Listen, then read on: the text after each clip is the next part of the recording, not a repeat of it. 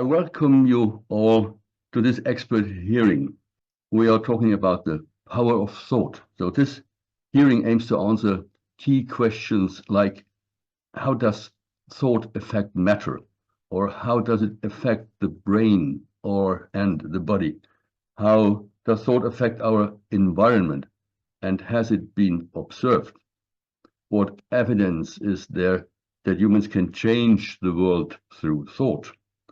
And very importantly, for us, the members of the parliament, how can we learn to do that?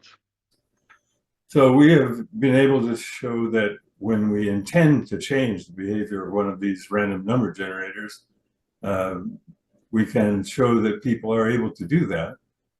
And we also have looked at group consciousness.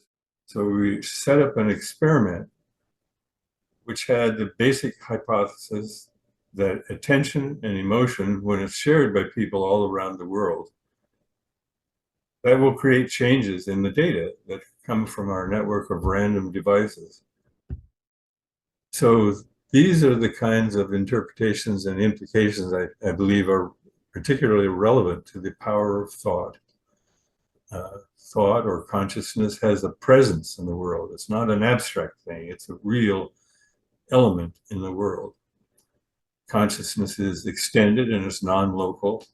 When we're coherent, we create a noosphere.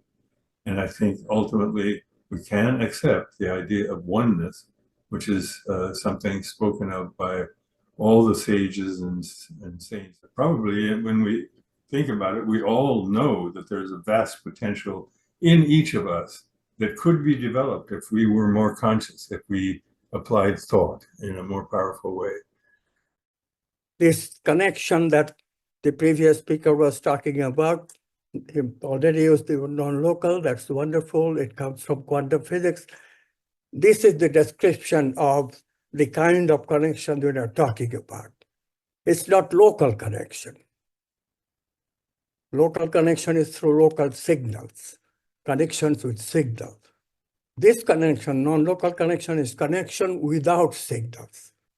So what the lesson from all this, the reason I'm talking about it, as you know, we are actually going somewhat backward in civilization. So what is going on is that rational mind cannot connect. All those data that the previous speaker was showing, they were momentary connections. Yes, we can momentarily connect non-locally. That has been demonstrated by direct experiments. Not enough to make a non-local memory, a new collective unconscious for humanity. For that, we need to get to the next level, intuitive mind. Ladies and gentlemen, reductive materialism has a firm grip on Western culture, including medicine. Reductive materialism may have done a lot of good for technical progress in medicine, no doubt about that, but the human being has increasingly been pushed into the background. The dualism separates body from mind and soul, and not just that, it separates body from social, from spiritualism, from culture, from everything outside the matter. I think we have to change now. We have to go to a new paradigm. And this new paradigm, the holistic paradigm in medicine, could be the biopsychosocial paradigm. So we have a connection from the psychological experience of threatening and stress. It goes to the sympatheticus and then to the immune cells and let the immune cells release inflammatory molecules.